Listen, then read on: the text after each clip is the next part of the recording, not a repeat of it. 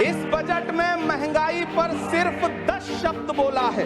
वित्त मंत्री जी जो चीज खुद नहीं खाती हैं, उसके दाम से उनका कोई लेना देना नहीं होता। अपनी किसी मजदूर की तरह अपनी दिन भर की दिहाड़ी लेकर के बाजार जाइए और अपने बच्चों के लिए राशन खरीदिए, तब पता चलेगा कि महंगाई कम हो रही है या नहीं हो रही है। जो किसान का नहीं वो हिंदुस्तान का नहीं। धन्यवाद सभापति महोदय। 83 मिनट 71 बार थपथपाई गई मेज, 14,417 शब्दों का बजट भाषण और उस बजट में अपने लिए राहत तलाशती मिडिल क्लास की हैरतजदा आंखें।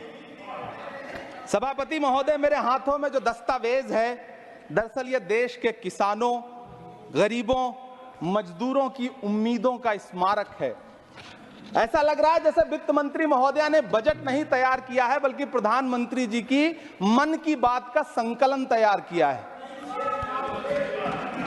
टूटा हुआ लश्कर का भरम देख रहे हैं, टूटा हुआ लश्कर का भरम देख रहे हैं और जिल्ले इलाही के करम देख रहे हैं। ताकत का नशा अक्ल पे हावी है तुम्हारी, तुम देख न पाओगे जो हम देख रहे हैं। वित्त मंत्री महोदया ने इस बजट में महंगाई पर सिर्फ 10 शब्द बोला है। जिस देश में टमाटर 100 रुपए किलो बिक रहा हो, सभापति महोदय मेरा टाइम पॉज करें और बार बार इंटरप्ट करने को या तो मना करें। हाँ बोले, कृपया बोले। सभापति महोदय, वित्त मंत्री महोदया ने इस बजट में महंगाई पर सिर्फ 10 शब्द बोले हैं।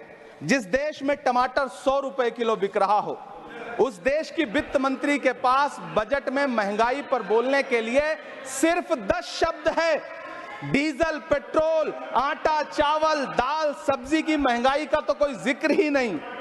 सावन चल रहा है तो प्याज और लहसुन का दाम पूछना तो शायद पाप होगा। मैंने तो यह भी सुना है कि वित्त मंत्री जी जो चीज खुद नहीं खाती हैं, उसके दाम से उनका कोई लेना देना नहीं होता। लेकिन इस बार बजट पेश करने के लिए पार्लियामेंट आने से पहले वित्त मंत्री जी ने दही और चीनी खाई थी। अब तो उनसे यह पूछा जा ही सकता है कि उन्हें दही, दूध और चीनी का रेट तो इन दिनों पता ही होगा।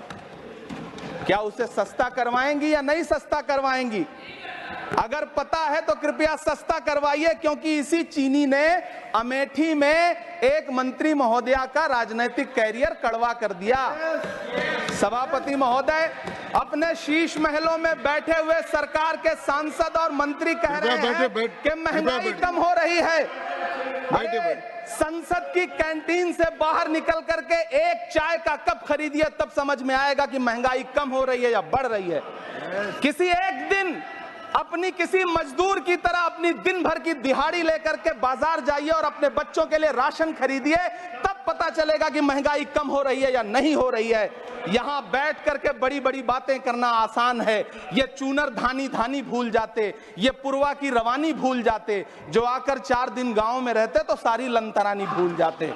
सभापति महोदय, इलेक्टोरल बॉन्ड खरीदने के नाम छुपाने वाली सरकार, इलेक्टोरल बॉन्ड खरीदने वालों के नाम छुपाने वाली सरकार इन दिनों आम के ठेला लगाने वालों के नाम जानना चाहती है। मुझे तो होटलों, ढाबों या आम के ठेलों पर नेम प्लेट लगवाने वालों से पूछना है कि कभी खून की बोतल पर देखा है किसी का नाम लिखा हुआ?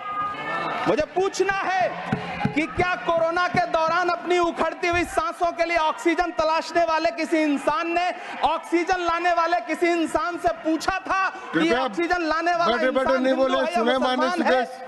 मुझे पूछना है कि लावारिस लाशों के लिए कोरोना में कांधा देने वाले, चिताओं के लिए लकड़ियां सजाने वाले किसी इंसान से पूछा गया था उसका नाम, उसका मजहब? लेकिन इन दिनों पूछा जा रहा है। सभापति महोदय, अफसोस देश के प्रधानमंत्री जी ने कभी न टूटने वाली चुप्पी ओढ़ ली है। सभापति महोदय, जनता ने 63 सीटें कम क्या कर दी, ये सरकार तो अमृतकाल का नाम लेना ही भूल गई। ये भूल गई है अमृतकाल को, ये भूल गई है मनरेगा को, ये भूल गई है मौलाना आजाद नेशनल फेलोशिप को, ये भूल गई है मणिपुर को, ये भूल गई है महाराष्ट्र को। मुझे गर्व है कि मैं राज्यसभा में महाराष्ट्र का प्रतिनिधित्व करता हूं।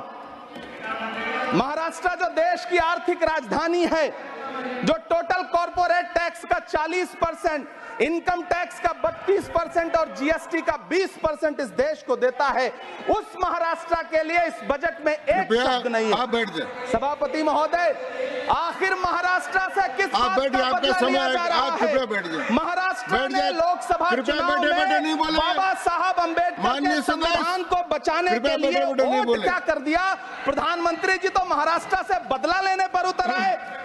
अब तो शायद उन्हें याद भी ना हो यवतमाल का वो दाभड़ी गांव जहां 20 मार्च 2014 को वो किसानों के साथ चाय पर चर्चा करने गए थे और उनकी किस्मत बदलने के सपने दिखाए थे। उसी यवतमाल में पिछले 6 महीने में 132 किसानों ने आत्महत्या की है। सभापति महोदय, महाराष्ट्र में हर महीने 209 किसान आत्महत्या कर रहे हैं। राज्य सरकार द्वारा सौंपा गया आंकड़ा बताता है कि 1 जनवरी से 31 मई के बीच 1046 किसानों ने आत्महत्या की है। लेकिन अफसोस, इस बजट में महाराष्ट्र के किसानों के लिए कुछ भी नहीं है। किसानों से चिढ़ी हुई सरकार ने बजट में किसानों के एमएसपी की लीगल गारंटी नहीं दी। लेकिन याद रखिएगा, जो किसान का नहीं वो हिंदुस्तान का नहीं।